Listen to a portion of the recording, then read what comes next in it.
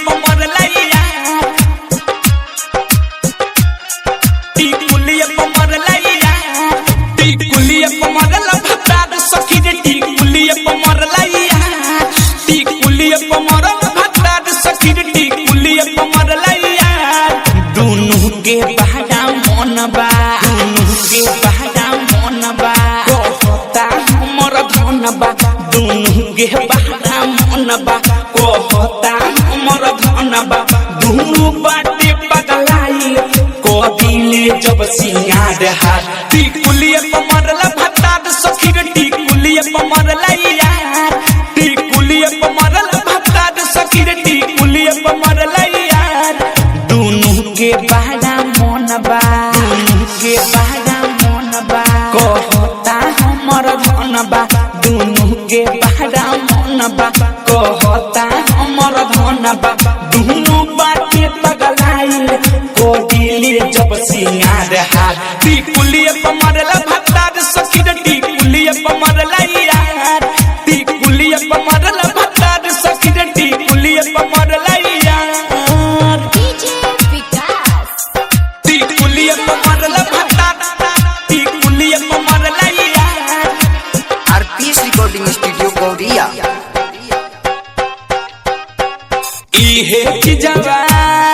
ई अरब के भावे इहे की जवा होई भतर के भावे इहे की जवा ई अरब के भावे इहे की जवा होई भतर के भावे कबो उहावे कबो इलावे कबो इलावे रसगुल्ला के पटियावे कबो उहावे कबो इयावे रसगुल्ला धके पटियावे गिरावो तार नीचे तक हाथे से धके गारेगा टिकुलिया पमरला भत्ता सखी रे टिकुलिया पमरला यार टिकुलिया पमरला भत्ता सखी रे टिकुलिया पमरला यार टिकुलिया पमरला भत्ता टिकुलिया पमरला यार टिकुलिया पमरला यार राइटर कंदेश बढ़िया जय बिहारी लेता मजा खूब पारा पारी राइटर कंदेश बढ़िया जय बिहारी लेता मजा खूब पारा पारी टिकुलिए कोइल तबाही टिकुलिए कोइल तबाही दोनों के रोजो चाही टिकुलिए कोइल तबाही दोनों के रोजो चाही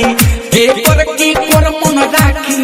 अशोक से गईनी हार हार टिकुलिए पमरला भत्ता सखी रे टिकुलिए पमरला यार टिकुलिए पमरला भत्ता सखी रे टिकुलिए पमरला यार आरपीएस रिकॉर्डिंग स्टूडियो गौरिया।